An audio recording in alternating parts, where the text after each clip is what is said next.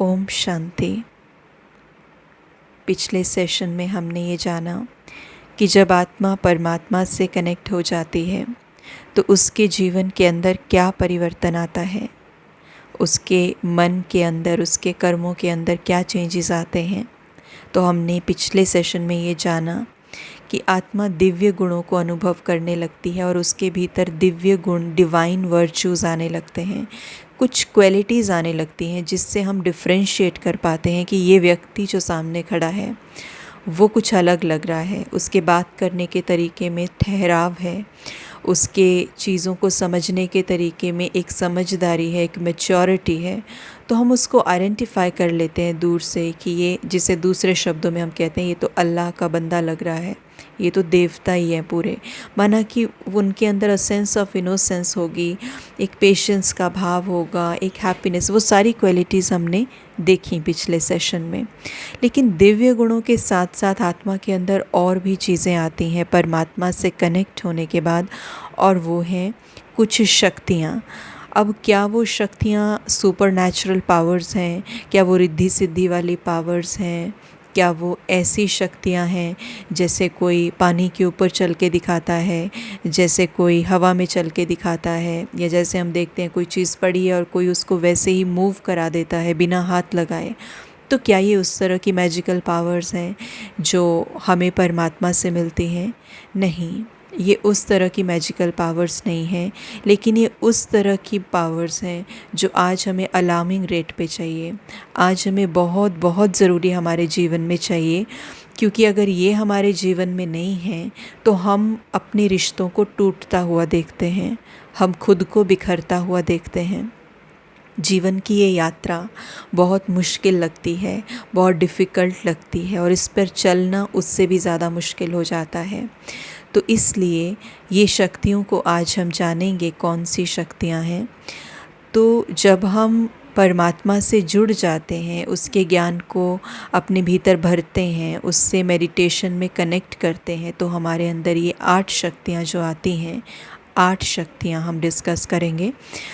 वो 8 शक्तियाँ हमारे जीवन में जो आती हैं, पहले उनको वन बाय वन उनको लिस्ट कर लेते हैं क्या क्या शक्तियाँ हैं, एंड देन उनको एक एक करके 2-2, 3-3, 4-4 मिनट में वाइंड अप करने की कोशिश करेंगे, उनको समझने की कोशिश करेंगे कि वो क्या शक्तियाँ हैं।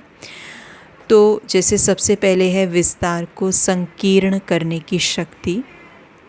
विस्तार को संकीर्ण करने की शक्ति पहले नंबर की शक्ति। फिर समेटने की शक्ति दूसरी शक्ति। तीसरी शक्ति सहयोग करने की शक्ति। उसके बाद सामना करने की शक्ति, सहन करने की शक्ति। उसके बाद समाने की शक्ति, निर्णय करने की शक्ति और परखने की शक्ति। हमारे पास ये 8 शक्तियाँ हैं, और इनको याद करने का भी बड़ा सिंपल तरीका है कि 6 शक्तियाँ जो हैं वो स अल्फ़ाबेट से शुरू होती हैं। संकीर्ण करने की शक्ति, समेटने की शक्ति, समाने की शक्ति, सामना करने की शक्ति, सहन करने की शक्ति, सहयोग करने की शक्ति, ये सारे स अल्फ़ाबेट से शुरू होती हैं, जबकि 2 बिल्कुल अलग हैं। निर्णय करने की शक्ति और परखने की शक्ति ये अलग हैं। तो सबसे पहले हम डिस्कस करते हैं पावर टू विथड्रॉ। विस्तार को संकीर्ण करने की शक्ति को हम डिस्कस करने जा रहे हैं, और विस्तार को संकीर्ण करने की शक्ति को हम इंग्लिश में बोल सकते हैं पावर टू विथड्रॉ, डिटैच हो जाना। और आप इस चित्र में देख रहे हैं कि ये जो शक्ति है, इसको दिखाने के लिए जो सिंबल है यहाँ पर, वो कछुआ दिखाया हुआ है, कछुए की फ़ोटो दिखाई हुई है। तो इस शक्ति को हम ये भी बोल सकते हैं कि अंतर्मुखी हो जाने की शक्ति, इंट्रोवर्ट हो जाने की शक्ति भी हम इसको कह सकते हैं। और इस शक्ति को सिंबलाइज जो है वो कर रहा है एक कछुआ। तो उसका क्या अर्थ है? आप देखिए, जो एक कछुआ होता है, वैसे तो नॉर्मली वो चल रहा है, लेकिन जब उसको उसके आसपास कोई हलचल होती हुई दिखती है या उसे कुछ खतरा महसूस होता है, तो वो अपने आप को, अपने अंगों को समेट लेता है, अपना जो कड़क सा उसका शेल है उसके अंदर अपनी कर्मेंद्रियों को समेट लेता है। उसका रीज़न क्या है, क्यों समेटता है? क्योंकि उसने बाहर का वातावरण भांप लिया है, उसको बाहर के वातावरण में हलचल महसूस हो गई है, इसलिए वो पहले ही परिस्थिति से डिटैच होने की कोशिश करता है। वो पहले ही अपने आप को समेटने की कोशिश करता है ताकि उस परिस्थिति का प्रभाव उसके ऊपर ना पड़े, उसके ऊपर कोई हार्मफुल इफ़ेक्ट्स ना आए, इसलिए यहाँ पर कछुआ दिखाया है।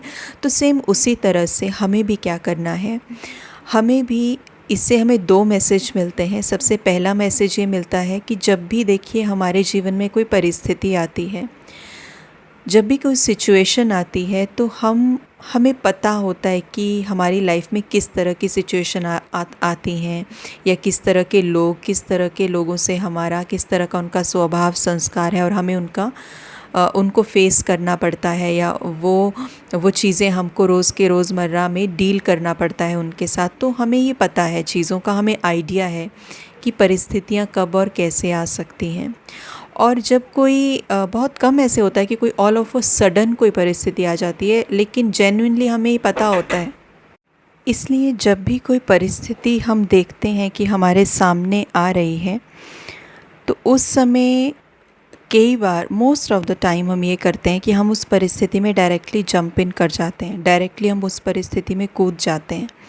लेकिन जो ये एग्ज़ाम्पल हमने देखा, पावर टू विदड्रॉ, इसमें क्या होगा कि जैसे देखा कछुआ जो है उसने भांप लिया कि बाहर का जो वातावरण है उसमें हलचल है, तो वो उसके लिए सेफ़ नहीं है फिज़िकली। लेकिन हमें इस शक्ति से ये समझ में आता है कि हमने भी बाहर का वातावरण भांप लिया, दूसरे व्यक्ति का स्वभाव संस्कार हमें क्लियर है कि अभी ये चीज़ कितने बड़े लेवल पे जा सकती है, ये बात छोटी होगी या बड़ी होगी। तो उस समय पर ये मेरे लिए भी हार्मफुल है। क्या फिज़िकली हार्मफुल है? नहीं, लेकिन मेंटली मेरे लिए हार्मफुल है। ये हम आत्माओं की पावर को एकदम घटा सकता है। तो मुझे उस बात के अंदर डायरेक्टली जंप करके तभी मुझे सब कुछ रिएक्ट कर देना है, या मुझे वहाँ से डिटैच होना है, मुझे अपनी कर्मेंद्रियों को समेटना है। और कौन सी कर्मेंद्रियों को मुझे समेटना है? क्योंकि देखिए मुंह जो है, शब्द जो है वो तो हम बोल देते हैं, लेकिन वो शब्दों को बोलने से पहले मुझे अपने मन के अंदर और बुद्धि के अंदर और अपने संस्कारों के ऊपर, वहाँ पे मुझे उनको समेटना है। उन कर्मेंद्रियों को मुझे अंतर्मुखी बनाना है। उन कर्मेंद्रियों को जब मैं यूज़ करूँ, तो उन कर्मेंद्रियों का मैं यूज़ ज्ञान के आधार पे करूँ, उसको हम अंतर्मुखता बोल रहे हैं। तो पहला तो ये कि मैं डिटैच हो जाऊँ, ये एक सॉल्यूशन है। और इसी के साथ ये और क्या हमें दिखा रहा है कि जैसे कछुआ एक तरह से अंतर्मुखी हो गया, तो उसी तरह से मैं आत्मा भी अंतर्मुखी हो जाऊं। मतलब मुझे रिस्पॉन्स कैसे करना है, मुझे इस परिस्थिति के अंदर मुझे क्या बोलना है, मुझे कैसे बिहेव करना है, यहाँ पे वो ज्ञान के अनुसार होना चाहिए। मैं अंतर्मुखी हो जाऊं कि मैं आत्मा अपने ओरिजिनल स्वरूप में स्थित हो जाऊं। और जब मैं ओरिजिनल स्वरूप में स्थित हो जाती हूँ, तो उस समय मेरा रिस्पॉन्स करने का तरीका ऑब्वियसली बदल जाता है, मेरा बोल बदल जाता है, मेरा कर्म बदल जाता है। क्यों? क्योंकि अब मैं अपनी ओरिजिनल स्थिति में स्थित हूँ। तो उस बोल में से देह अभिमान वाले बोल नहीं निकलेंगे, बॉडी कॉन्शियसनेस वाले बोल नहीं निकलेंगे, ईगो वाले नहीं, जिससे ईगो क्लैशेज़ हों वो बोल नहीं निकलेंगे। तो ये दो चीज़ों को दिखा रहा है।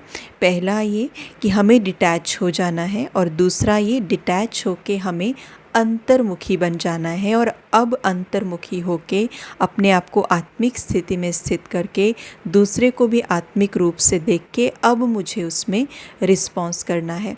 पर ये जो चीज़ है जो आज हम डिस्कस कर रहे हैं, ये प्रैक्टिस से आएगी। कई बार हम सोचते हैं कि अच्छा अभी, क्योंकि अभी बहुत कुछ पुराना स्वभाव संस्कार भरा हुआ है, तो जब भी कोई परिस्थिति आती है तो हम रुकते ही नहीं हैं, जैसे ऑटोमेटिक मोड पे वो चीज़ें बोल देते हैं। तो इसलिए हमें ये हैबिट धीरे धीरे अपनी बनानी है कि जब भी कोई परिस्थिति आए तो हमें उसमें रिस्पॉन्स कैसे करना है। तो ये शक्ति कितनी ज़रूरी है, और आज ये शक्ति हमारे जीवन में नहीं है। तो जो आत्माएं परमात्मा से जुड़ चुकी हैं, जिनके अंदर परमात्मा का नॉलेज है, जो आत्माएं परमात्मा से सचमुच में कनेक्टेड हैं, उन आत्माओं के अंदर ये शक्ति देखने में आएगी। जब ये शक्ति देखने में आएगी तो इट मीन्स वो आत्माएं सच में परमात्मा से कनेक्टेड हैं। दूसरी शक्ति हमारे भीतर आती है वो है समेटने की शक्ति, पावर टू पैकअप। तो इस शक्ति का जो सिंबल हम यहाँ पे देख रहे हैं वो ऐसे दिखाया है कि कोई सामान पैक किया हुआ है। तो इसका क्या मतलब है? पावर टू पैकअप या समेटने की शक्ति का ये मतलब है, मानिए हम किसी यात्रा पर जा रहे हैं, हम घूमने के लिए जा रहे हैं, वो जर्नी एंजॉय करने के लिए जा रहे हैं, और जब हम घर से निकलेंगे, क्योंकि वो जर्नी थोड़े समय की है, फिर हमें घर ही वापस आना है, तो जब हम उस जर्नी पे निकलेंगे तो हम घर का सोफ़ा, हम घर का टेबल या हम घर का फ्रिज, एसी, ये सारी चीज़ें छुड़ा के नहीं लेके जाते, क्योंकि हमें पता है हम 4-5 दिन के लिए जा रहे हैं, परमानेंट घर तो हमारा यहीं पे है और हमें यहीं वापस आना है। तो ये चीज़ें लेके जाने की ज़रूरत नहीं है, क्योंकि हमारी यात्रा में ये चीज़ें लेके जाएंगे तो बोझ होगा, बर्डन आएगा, और इन चीज़ों का कोई काम नहीं है, वहाँ ये अवेलेबिलिटी है, मिल जाएंगी, तो हम उतना ही सामान लेके जाते हैं। तो उसी तरह से ये जो समेटने की शक्ति आज हम डिस्कस कर रहे हैं, ये भी हमें ये बताती है कि ये जीवन भी एक लंबी यात्रा है, और हम आत्माएं जो हैं, हमारा रहने का स्थान, हमारा घर जो है वो ये सृष्टि नहीं है। हम आत्माएं यहाँ एज अ गेस्ट आई हैं, हम आत्माएं यहाँ एक जर्नी को एंजॉय करने के लिए आई हैं। लेकिन जब हम इस जीवन यात्रा पर चलते हैं तो हम बहुत सारा ऐसा बोझ उठा लेते हैं जो कि रिक्वायर्ड नहीं है, जिसकी ज़रूरत सचमुच में नहीं है। जैसे बहुत सारी पुरानी बातों का बोझ हम उठा लेते हैं, किसी ने हमें कुछ कह दिया है, वो सालों साल अंदर चलता है, किसी की बातों को हम माफ़ नहीं कर पाते हैं, कुछ उन्होंने ऐसा कर दिया है, हम भुला नहीं पाते हैं उन बातों को, उनको क्षमा नहीं कर पाते हैं, कई बार हम किसी के लिए ग्रजेस रख लेते हैं, यानी इतनी इस तरह की भावनाएं, कई बार जेलसी, कई बार कंपैरिजन, इतनी सारी भावनाएं हम रख लेते हैं कि वो दूसरे व्यक्ति को शायद वो अवेयर ना हो उस बारे में, लेकिन हमारे अंदर की जो सुख शांति है वो भंग हुई पड़ी है यहाँ पे। क्यों? क्योंकि बोझ एक्स्ट्रा उठाया हुआ है। अब आप सोचिए कि हम 4 दिन के लिए, 5 दिन के लिए घूमने जाएं, और हमने अपना एसी भी उठाया हुआ है अपने ऊपर, हाँ, सोफ़े को भी रस्सियाँ डाली हुई हैं, वो रस्सियों से घसीट घसीट के लेके जा रहे हैं, और 2-4-10-15 चीज़ें और गैस सिलेंडर सारा कुछ लेके जा रहे हैं। क्या हम उस यात्रा को एंजॉय कर पाएंगे? नहीं कर पाएंगे ना। क्यों? क्योंकि होल्ड ऑन करके रखा हो, होल्ड की हुई हैं चीज़ें, अपने अंदर भी हमने ऐसे ही होल्ड किया हुआ है चीज़ों को, बहुत सारी चीज़ें जो रिक्वायर्ड ही नहीं है इस यात्रा पर। तो जब हम उन चीज़ों को अपने ऊपर लाद लेते हैं तो हम बोझिल हो जाते हैं। अब बोझ किसी के ऊपर इतना सारा डाल दिया हो और उसको बोलें कि आप स्विट्ज़रलैंड में घूमने जाओ, प्रकृति का फ़ायदा उठाओ, उसको आप इंजॉय करो, आप झरनों के पास जाओ, आप माउंटेन्स के पास जाओ, बर्फ़ के पहाड़ों में आप घूमो, क्या वो एंजॉय कर पाएगा? उसको दुनिया की बेस्ट जगह पे ले जाओ, आप उसे स्वर्णिम दुनिया, सत्युग, पैराडाइज़ में ले जाओ, लेकिन वो एंजॉय नहीं कर पाएगा। रीज़न क्या है? क्योंकि उसने बोझ उठाया हुआ है, इसलिए उसको वो सीनरियाँ भा ही नहीं रही हैं। सेम हमारे साथ ऐसा है। आज जीवन में सब कुछ होगा, सारी फाइनेंशियल कंडीशन हमारी अच्छी होगी, मे बी रिश्ते भी अच्छे हों, हमें मिले हुए हों, लेकिन फिर भी अंदर एक बोझ है। तो समेटने की शक्ति माना कि जो आत्मा परमात्मा के साथ कनेक्टेड होगी, उसके अंदर ऑटोमेटिकली ये समेटने की शक्ति आ जाएगी। उसको ये समझ में आएगा कि मेरी इस जीवन यात्रा पे क्या सामान, क्या सोच मेरे पास रखने लायक है, और क्या सोच, कौन सी सोच डंप करने के लिए, छोड़ने के लिए है। मुझे कौन सा बोझ नहीं उठाना है, मुझे क्या ज़रूरी सामान लेके चलना है। तो इस जीवन यात्रा के ऊपर जो चलेंगे तो सामान क्या है ज़रूरी? सुख, शांति, सबके लिए प्यार, सबके लिए शुभ भावनाएं, शुभकामनाएं, दुआएं, पॉजिटिव थिंकिंग, सकारात्मक विचार, यही तो ज़रूरी है। क्या और नेगेटिविटी की ज़रूरत है इस यात्रा पे? नहीं। तो इसलिए समेटने की शक्ति उस आत्मा के अंदर आ जाती है, उसको ये समझ में आ जाता है। अगर हम देख रहे हैं कि हमारे अंदर ये शक्ति नहीं आ रही है या पावर टू विदड्रॉ नहीं आ रहा है, तो इट मीन्स हम अभी भी परमात्मा से कहीं ना कहीं डिसकनेक्टेड हैं। कहीं ना कहीं क्या, we are completely disconnected basically. क्योंकि हम अगर उसके साथ जुड़े हुए हों तो उसकी सारी शक्तियाँ मुझे अपने अंदर अनुभव हो, उसकी पॉजिटिविटी मुझे अपने अंदर अनुभव हो, तो हम डिस्कनेक्टेड हैं कहीं ना कहीं। उसके साथ ही यहाँ तीसरी शक्ति जो हम देख रहे हैं, that is power to cooperate, सहयोग करने की शक्ति। बहुत सुंदर शक्ति है ये, और इस शक्ति के लिए सबसे पहले चाहिए अंडरस्टैंडिंग। घर पे भी क्या होता है, घर पे भी जब कोई एक व्यक्ति काम कर रहा होता है और वहाँ पे मानिए 3-4 व्यक्ति हैं, लेकिन एक व्यक्ति ही काम कर रहा है, तो जो बाकी हैं उनके अंदर पहले अंडरस्टैंडिंग चाहिए कि हमें इसका सहयोग करना है। सहयोग करने की शक्ति उसके अंदर आती है। तो यहाँ पे इस चित्र में दिखा रहे हैं कि एक एक उंगली सबने माना, एक एक उंगली से सबने वो सहयोग दिया हुआ है और उस बड़े से पहाड़ को उठा लिया है। तो अगर नॉर्मली हम डेली लाइफ में देखें, तो डेली लाइफ में भी हमें ये अंडरस्टैंडिंग को लेके आना है, एक सहयोग के भाव को लेके आना है।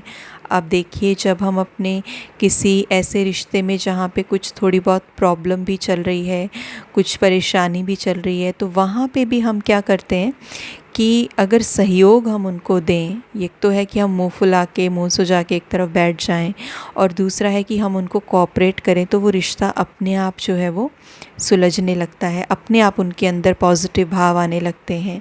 घर पे जैसे सास है, बहू है, इस तरह का जो रिश्ता है, तो उसके अंदर अगर एक दूसरे को कोऑपरेट करवाया जाए तो बहुत सारी चीज़ें सुधर सकती हैं। क्योंकि हमने देखा है सब्ज़ी और दाल और बर्तन, इन्हीं के पीछे इतनी बड़ी बड़ी लड़ाइयाँ हो जाती हैं कि हम तो काम ही नहीं करेंगे, हम ही काम करते रहते हैं, बहुत छोटे छोटे इश्यूज़ आ जाते हैं।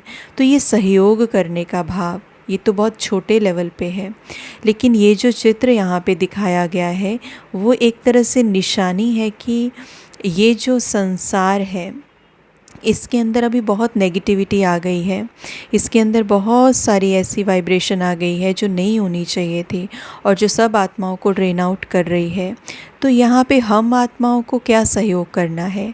हम आत्माएं खुद को इतना प्योरीफाई कर लें, हम आत्माएं खुद को इतना सुधार लें, हम आत्माएं परमात्मा के साथ जुड़ के उसके जैसे मैसेंजर बन जाएं, हम आत्माएं ये सहयोग दें इस सृष्टि को, इस सृष्टि पर रहने वाली हर एक आत्मा को हम आत्माओं की तरफ से सहयोग जाए, सुख का, शांति का, प्यार का। और वो कब जाएगा?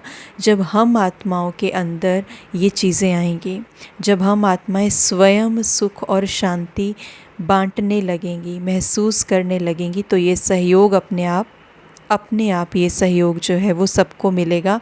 और ये कलयुगी रूपी जो पहाड़ हम देख रहे हैं, ये बैड एनर्जी, नेगेटिव एनर्जी का जो पहाड़ हम देख रहे हैं, ये पहाड़ सब आत्माएं सहयोग के साथ उठाएंगी, और ये पहाड़ जो है इसका प्रेशर इस दुनिया के ऊपर से चला जाएगा। तो ये वो सहयोग है बड़े लेवल का। लेकिन शुरुआत तो हम अपने घर से करेंगे ना, शुरुआत तो हम खुद से करेंगे। तो ये है पावर टू कोऑपरेट, सहयोग करने की शक्ति। उसके बाद आगे आती है सहन करने की शक्ति, पावर टू टॉलरेट, सहन करने की शक्ति। आप देखिए, यहाँ पे एक वृक्ष दिखाया हुआ है और एक छोटे बच्चे को दिखाया हुआ है। तो छोटा बच्चा क्या कर रहा है? पत्थर मार रहा है पेड़ के ऊपर, और वो फल लेने की कोशिश कर रहा है। ये जो वृक्ष फलों से लदा हुआ है, अगर इसकी जगह पे कोई ऐसा वृक्ष होता जिसमें इक्का दुक्का फल लगे होते और ज़्यादातर लकड़ियाँ होती या सूखे हुए पत्ते होते, और जब ये बच्चा उसको पत्थर मारता तो शायद वो सूखी लकड़ी नीचे गिरती, शायद वो सूखे हुए पत्ते नीचे गिरते, है ना। लेकिन सहन शक्ति का मतलब ये है कि आत्मा अपने अंदर से इतनी भरपूर है कि उसको चाहे कोई कुछ भी बोल रहा है, लेकिन जो उसके अंदर भरा पड़ा है वो वही दे रही है। जैसे ये फल जो है, ये जो वृक्ष है, ये फलों से इतना लदा हुआ है, इतने फल जो है मानो इस वृक्ष के अंदर लगे हुए हैं कि वो बच्चा कहीं पे भी मार वो पत्थर रहा है, लेकिन वो वृक्ष उसको क्या दे रहा है? फल दे रहा है। क्यों? क्योंकि वो वृक्ष पूरी तरह से फलों से भरा ही हुआ है। जब हर जगह फल ही फल दिख रहे हैं, आम ही आम दिख रहे हैं, तो वो जहाँ पे भी पत्थर मार रहा है आम ही गिर रहे हैं। क्यों? क्योंकि मार्जिन ही नहीं है लकड़ी गिर जाए। मार्जिन क्यों नहीं है? क्योंकि वृक्ष फलों से भरा हुआ है। तो उसी तरह से हम आत्माएं भी अगर अंदर से इतनी भरपूर हो जाएं, अगर हमारे अंदर वो क्वालिटीज़ गुण भर जाएं, हमारे अंदर इतनी सकारात्मकता आ जाए, इतनी शुभ भावनाएं, इतनी शुभ कामनाएं, इतनी दुआएं दूसरे के लिए, एक रहम दिल का भाव अगर आ जाए, अगर यही है हमारे अंदर, अगर है ही ये, तो दूसरे को जाएगा क्या? वो चाहे पत्थर मारे, चाहे फूल मारे, वही जाएगा जो मेरे अंदर है। इस स्थिति को हम बोलेंगे ये एक ऐसी स्थिति है जो मान अपमान से परे वाली स्थिति है, जो निंदा और स्तुति से परे वाली स्थिति है। माना अब आत्मा इन चीज़ों से परे हो चुकी है। कई बार ये होता है अगर हमें कोई बड़ा सम्मान करे तो हम क्या करते हैं, हाँ जी ठीक है आपके लिए हम ये कर देते हैं, हम आपकी हेल्प कर देते हैं। उनके लिए तो बड़े अच्छे अच्छे फ्रूट्स निकल के आते हैं अंदर से, उनको फलों का दान दे रहे हैं। लेकिन अगर कोई व्यक्ति अपमानजनक बात बोल दे तो वहाँ क्या निकलता है? तो वहाँ से सूखी लकड़ियाँ गिरने लगती हैं उसके ऊपर। क्यों गिर रही हैं? क्योंकि अंदर रखी हुई हैं कहीं ना कहीं, तभी तो आ रही हैं वो पत्थर, तभी तो आ रहे हैं। इसीलिए मान अपमान निंदा स्तुति से वो परे आत्मा कैसे होगी कि माना उसके अंदर वो इतना भरपूर है कि जो भी व्यक्ति कुछ भी लेके आ रहा है, फूल लेके आ रहा है तो भी वो फल ही दे रही है, कांटे लेके आ रहा है तब भी वो फल ही दे रही है। और उसकी एक्सप्लेनेशन क्या है इसके लिए कि मेरे अंदर है ही ये, तो मैं क्या दूँ, मेरे अंदर भरा ही ये पड़ा है। जैसे हम किसी दुकान में जाते हैं तो हमें उस दुकान में क्या मिलता है? हमें फूलों वाली दुकान पे क्या मिलेगा? जहाँ पे फूलों की दुकान है तो वहाँ पे क्या मिलेगा? हमें फूल ही मिलेंगे, वहाँ पे राशन तो नहीं मिलेगा। तो अगर हम बोले नहीं राशन दे दो, तो वो व्यक्ति बोलेगा जब वो है ही फूल तो मैं राशन कैसे दे दूँ? राशन की दुकान पे जाओ, वो राशन देगा आपको, मेरे पास तो फूल ही हैं। तो उसी तरह से पावर टू टॉलरेट मतलब आत्मा के अंदर सिर्फ गुण हैं, सिर्फ दुआएं हैं, सिर्फ शुभ कामनाएं हैं। तो वो आत्मा इतनी भरपूर है, वो दातापन की स्थिति में स्थित है, उसके अंदर सहन करने की शक्ति है। तो इसलिए वो सबको जो है वो गुण ही दे रही है, सबको जो है वो शुभ भावना शुभ कामना ही दे रही है, इर्रिस्पेक्टिव कि वो आत्मा उसको कुछ भी दे। तो ये है सहन करने की शक्ति। ये शक्तियाँ धीरे धीरे धीरे धीरे आत्मा के भीतर बढ़ती जाती हैं। जब आत्मा परमात्मा के साथ सचमुच में कनेक्ट होने लगती है तो हम अपने अंदर ये महसूस करेंगे कि चाहे कोई दूसरा व्यक्ति हमें कुछ भी बोल रहा है, लेकिन उसका प्रभाव हमारे ऊपर कम होता जा रहा है। उसके बाद है सामना करने की शक्ति। और इसमें चित्र दिखाया गया है कि एक बहुत बड़ी परिस्थिति है जिसमें ये दिखाया हुआ है कि एक व्यक्ति को माना किसी ने शरीर छोड़ दिया है और शरीर छोड़ करके वो जो शरीर है उसको जलाने के लिए लेके जाया जा रहा है, अंतिम यात्रा की तरफ लेके जाया जा रहा है।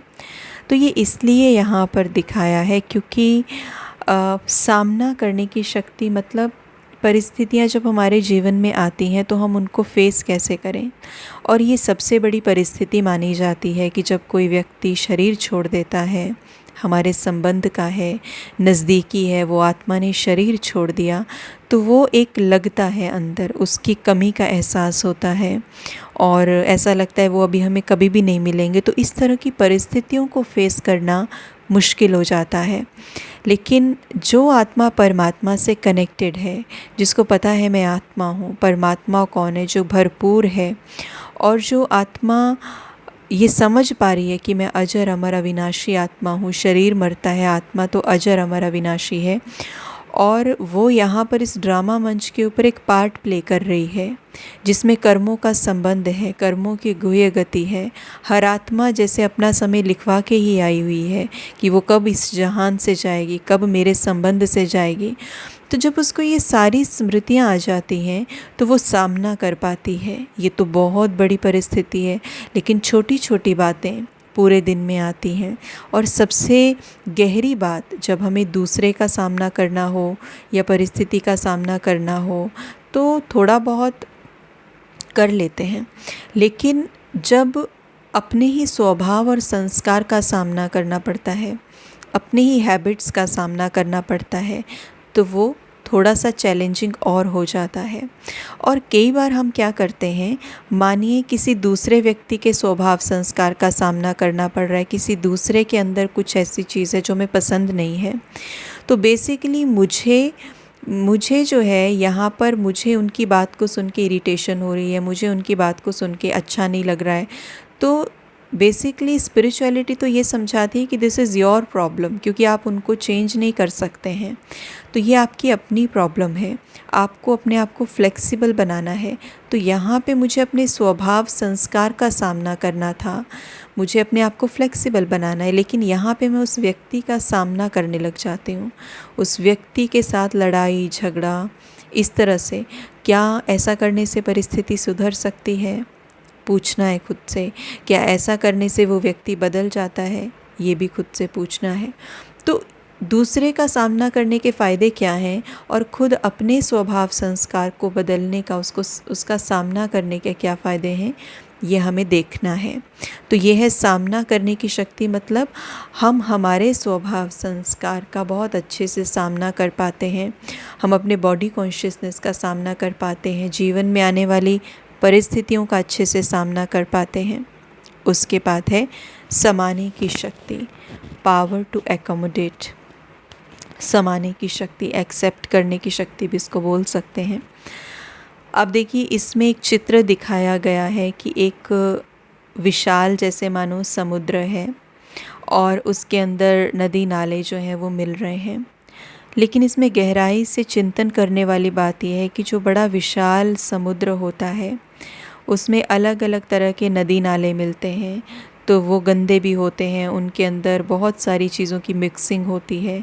लेकिन क्योंकि समुद्र बहुत विशाल है, ओशन बहुत विशाल है, इसलिए उसके अंदर कितने भी गंदे नदी नाले मिल जाएं वो उनको एक्सेप्ट कर लेता है, वो उनको समा लेता है अपने भीतर। लेकिन उसकी एक विशेषता है, क्योंकि उसके अंदर इतनी विशालता है, इतनी ब्रॉडनेस है, इतना वास्ट है वो, कि वो अपना रूप नहीं बदलने देता। भले नदी नाले गंदे उसमें ऐड हो जाएं, लेकिन उसका जो कलर है नीला रंग वो नहीं चेंज होता, क्योंकि वो विशाल बहुत है। उसी की जगह अगर एक मुट्ठी भर पानी हो और उसमें नदी नाले गंदे मिल जाएं, या एक टब भर हो हमारे पास, उसमें गंदा कुछ मिल जाए, तो वो गंदा हो जाएगा, वो अपना रूप बदल लेगा, पानी काला हो जाएगा। लेकिन वहाँ सागर काला नहीं हो रहा। रीज़न क्या है? क्योंकि सागर के अंदर विशालता है।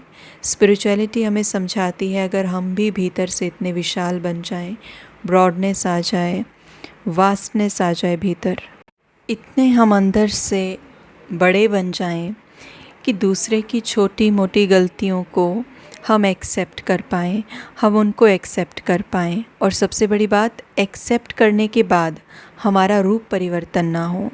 अभी क्या होता है, रूप परिवर्तन हो जाता है। कैसे रूप परिवर्तन होता है? मानिए किसी ने गलती की, कोई बच्चे ने गलती कर दी जो उसको नहीं करनी चाहिए थी, और उससे लेकिन हो गई। लेकिन वो चीज़ मैंने अपने अंदर, मैंने उसको बोला कि ठीक है मैंने आपको माफ़ कर दिया है, वो मैंने समाने की कोशिश की उसको, लेकिन जब मैंने उसको अपने भीतर समाया तो अब वो चीज़ समा नहीं रही है। अंदर ये थॉट्स आ रहे हैं, अच्छा ये तो ऐसा है, अच्छा इसने तो ऐसे किया, तो मेरा जो मन का भाव है, मेरा जो उसके लिए परसेप्शन है वो चेंज हो गया। मेरे जो उसके प्रति मेरा जो दृष्टिकोण है वो बदल गया। उसी तरह से कोई ऐसा व्यक्ति है जिससे कोई गलती हो जाती है, लेकिन उसकी गलती होने के बाद जो भी उसने किया, हमने कहा कि हाँ हमने भुला दिया, हमने समा लिया आपकी बात, हमने आपको एक्सेप्ट कर लिया। लेकिन फिर जब हम उसको दोबारा देखते हैं, जब वो हमें दोबारा मिलते हैं, तो हमें वही चीज़ें याद आती हैं, हम उनको देखने का नज़रिया बदल देते हैं। अरे ये तो वही है ना जिन्होंने ये गलती कर दी थी, मैं इनके ऊपर ट्रस्ट कैसे करूँ, बहुत सारी चीज़ें। तो ये सारी चीज़ें जो हैं ये कहीं ना कहीं ये दिखाती हैं कि हम चीज़ों को एक्सेप्ट करने की तो कोशिश करते हैं, लेकिन हमारा रूप बदल जाता है। तो हम आत्माएं जब दूसरे के अवगुणों को या दूसरों को जब हम क्षमा करें, तो उसके बाद ये एक कोशिश कि हमारा रूप परिवर्तन ना हो, हमारे अंदर उनके लिए वैसे ही प्यार की भावना हो, वैसे ही दुआएं हों।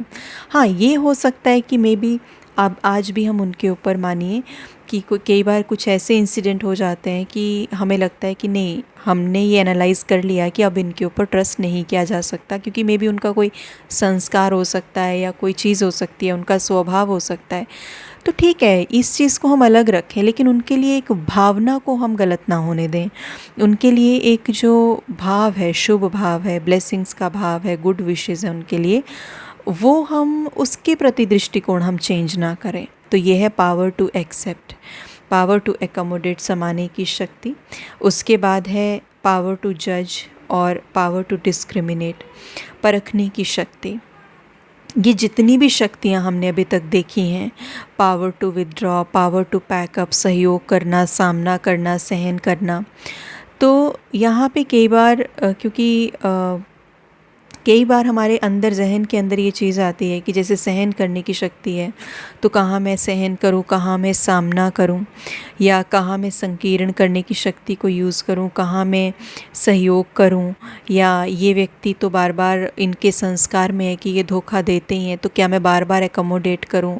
तो ये जो परखने की शक्ति है, ये परखने की शक्ति भी जब हम परमात्मा से जुड़ते हैं तो ये परखने की शक्ति हमारे भीतर आती है। हम उनके बिहेवियर को बड़ा डीपली परख पाते हैं कि ये आत्मा का जो ये स्वभाव संस्कार है, क्या ये हमारे लिए हार्मफुल है। तो यहाँ पे मुझे क्या डिसाइड करना पड़ेगा, यहाँ पे मुझे क्या डिसीजंस लेने पड़ेंगे, यहाँ मेरी लाइफ के लिए क्या चीज़ चाहिए, क्या ज़रूरी स्टेप मैं यहाँ पे लूँ, कौन सी शक्ति की यहाँ पे ज़रूरत है, तो मुझे स्टेप क्या लेना है। तो परखने की शक्ति मुझ में जब आएगी तो मैं दूसरों से नहीं पूछूंगी कि अच्छा यहाँ पे मैं सामना करूँ, यहाँ पे मैं सहन करूँ, यहाँ पे मैं मानिए किसी के घर में वायलेंस हो रहा है, किसी को मारा जा रहा है, पीटा जा रहा है रोज़, तो वो आत्माओं को जब इतने लेवल पे वायलेंस हो रहा है और वो सोचे कि मैं चुप रह जाऊँ यहाँ पे, तो ये भी नहीं। ज्ञान के अनुसार अगर उस आत्मा के अंदर सचमुच में वो परमात्मा से कनेक्टेड है, तो उस आत्मा के अंदर परखने की शक्ति ज़रूर होगी। वो दूसरे से नहीं पूछेगी कि मैं क्या करूं, है ना। वो तभी दूसरे से पूछेगी कि मैं क्या करूं जब वो परमात्मा से कहीं ना कहीं डिस्कनेक्टेड है, क्योंकि जो आत्माएं परमात्मा से कनेक्टेड है इंटरनली, उनके अंदर परखने की पावर बहुत ज़्यादा तीव्र होगी। वो इस बात को डिसाइड कर पाएंगे कि मुझे इस परिस्थिति से निकलना है या यहाँ चुपचाप बैठे रहना है और मुंह से कुछ नहीं बोलना है, या अगर वो मुझे मार ही दें, मार ही डालें, या मुझे वो वायलेंस मेरे ऊपर करते रहें, हिंसात्मक बिहेवियर करते रहें, तो यहाँ मुझे चुप रहना है या मुझे अपने बचने का तरीका देखना है। तो वो आत्मा परखेगी उस समय पे, उसकी परखने की शक्ति बड़ी तीव्र होगी। उसको ये समझ में आएगा मुझे कहाँ पे कौन सी शक्ति का यूज़ करना है। उसके बाद साथ में है, परखने के साथ ही है पावर टू जज, निर्णय करने की शक्ति। निर्णय करने की शक्ति में अब वो आत्मा ने पहले परखा कि मुझे कहाँ पे किस चीज़ का यूज़ करना है। यूज़ करने के बाद, वो देखने के बाद, वो परखने के बाद, अब वो आत्मा क्या करेगी, डिसीजन लेगी फटाफट से। कई बार क्या होता है कि कई आत्माएं, कई भाई बहनें एक दूसरे से पूछते हैं कि आप बताइए कि यहाँ पे क्या किया जाए, कैसे किया जाए। तो कोई भी व्यक्ति अगर देखा जाए तो किसी को नहीं बता सकता कि आप यहाँ पे क्या कर सकते हो, क्योंकि हर किसी की प्रायोरिटीज़ अलग हैं, हर किसी की चीज़ों को समझने की शक्ति अलग है, हर किसी की चीज़ों को सहन करने की शक्ति अलग है, उन चीज़ों को समाने की शक्ति अलग है, अपने आप को डिटैच करने की शक्ति अलग है, हर किसी का कैलिबर अलग है। तो ये डिसीजन तो उस आत्मा को ही लेना पड़ेगा और उसके लिए उसको पहले परखना पड़ेगा। कोई भी परिस्थिति आती है, मैं इसमें क्या करूं, क्या ना करूं, हमें पहले परखना है, उसमें उसको डीपली एनालाइज़ करना है सिचुएशन को, उसके प्रोज एंड कॉन्स देखने हैं। अगर मैं ये डिसीजन ले लूं तो मुझे क्या नुकसान है, अगर मैं ये डिसीजन ले लूं तो मुझे क्या नुकसान है। वो मुझे लिस्ट बनानी है अपने मन के भीतर कि मैं क्या करूं, मुझे क्या नुकसान है, किस चीज़ को करने से क्या नुकसान है। फिर सारे फ़ायदे नुकसान देखने के बाद मैंने एक डिसीजन ले लिया। अब जब मैंने वो डिसीजन ले लिया तो बैक माइंड में हमें ये भी रखना है कि इस डिसीजन के कुछ, ये मेरे लिए तो लॉन्ग रन में सही डिसीजन है, लेकिन हो सकता है शॉर्ट टर्म में उस डिसीजन को जो मैंने लिया है उसके कुछ नुकसान भी हों, हल्के फुल्के। हो सकता है मेरी लाइफ में कोई ऐसी परिस्थितियाँ आएँ जो चैलेंजिंग हो कुछ समय के लिए, तो फिर मुझे वो भी फेस करनी पड़ेंगी। ऐसा नहीं है कि फिर मैं बोलूँ कि एक तरफ मैं बोल दूँ अच्छा मैं क्या कर सकती थी, मुझे तो यही करना था, एक तरफ से मैंने डिसाइड भी कर लिया, फिर मैं रो भी रही हूँ उस डिसीजन के बाद। वो भी नहीं चलेगा। तो इसलिए मुझे पहले अच्छे से फर्म होके परखना है मुझे क्या करना है, क्या नहीं करना है, कौन सा डिसीजन मैं लूँ तो मुझ आत्मा की शक्ति में बढ़ोतरी होगी, कौन सा डिसीजन मैं लूँ कि मैं आत्मा जो हूँ मेरी वैल्यूज़ के साथ कॉम्प्रोमाइज़ नहीं होगा, मैं अंदर से दुख महसूस नहीं करूँगी। क्योंकि कई बार ऐसे डिसीजन होते हैं जिसमें हम सोचते हैं कि परिवार का सारा चलो मैंने देखना है, ये देखना है, वो देखना है, हम सब कुछ देखते हैं और कर भी देते हैं, लेकिन उस डिसीजन में कहीं ना कहीं हमारी अपनी शक्ति घट रही होती है। तो जब हमारी अपनी ही शक्ति घट रही है तो हम परिवार वालों को कैसे संभालेंगे। तो डिसीजन लेने का बेसिस हमारा ये होना चाहिए परखने का कि कामली हम सारी चीज़ों को देखें, हम देखें लॉन्ग रन में मुझ आत्मा की शक्ति क्या बढ़ेगी इस डिसीजन से या घटेगी, और उसके बेसिस पर हम वो निर्णय लें और उसमें निर्णय लेकर के फिर हम ये भी खुद को कह दें कि हो सकता है थोड़े समय के इसके कुछ एक डिसएडवांटेजेस भी मेरे सामने आए, मुझे कुछ फेस भी करना पड़ जाए, लेकिन कोई बात नहीं, इसको मैं फेस करने के लिए रेडी हूँ, ये मेरा डिसीजन है, ये मेरे कॉन्सिक्वेंसेस हैं, I am ready to face this. तो इसमें हम किसी को ये नहीं बोल पाएंगे कि हाँ आपने हमें ये बताया था तो हमने ऐसा कर लिया, आपने क्यों बताया था। ये हमारा अपने समझने का और परखने का एक तरीका है। तो ये भी परख हम तभी पाएंगे ना जब हम एक ऊंच सत्ता के साथ कनेक्टेड हैं, जहाँ से हमें क्लैरिटी मिल रही है। अगर हम परमात्मा से कनेक्टेड नहीं, उसके ज्ञान से कनेक्टेड नहीं है, स्पिरिचुअलिटी से कनेक्टेड नहीं है, तो हमारे पास कोई पैरामीटर ही नहीं है, हमारे पास कोई पैमाना ही नहीं है जिसमें हम परख पाएँ सही क्या, गलत क्या, मेरे लिए सही क्या। तो आध्यात्मिकता, परमात्मा से कनेक्शन और ये ज्ञान हमें इतनी क्लैरिटी देता है कि हमें समझ में आता है कि मुझे डिस्क्रिमिनेट कैसे करना है, परखना कैसे है और मुझे जज कैसे करना है, निर्णय कैसे लेना है। तो ये थी राजयोग का जो हम अभ्यास कर रहे हैं, परमात्मा से जो हम कनेक्ट हो रहे हैं, उससे हमारे जीवन में कौन से गुण आते हैं जो हमने पिछले सेशन में किए, कौन सी शक्तियाँ आती हैं जो हमने इस सेशन में किए। आज के लिए इतना ही। ओम शांति।